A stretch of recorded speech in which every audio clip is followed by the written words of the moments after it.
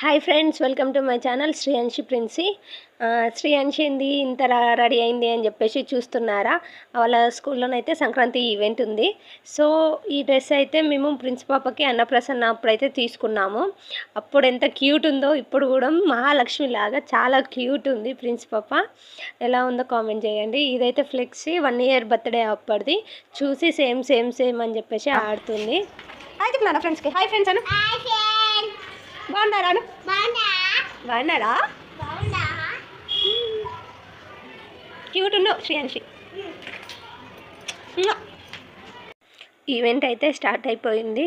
So songs వినబడుతున్నాయని చెప్పేసి తొందరగా అయితే వెళ్తుంది ప్రిన్స్ పాప.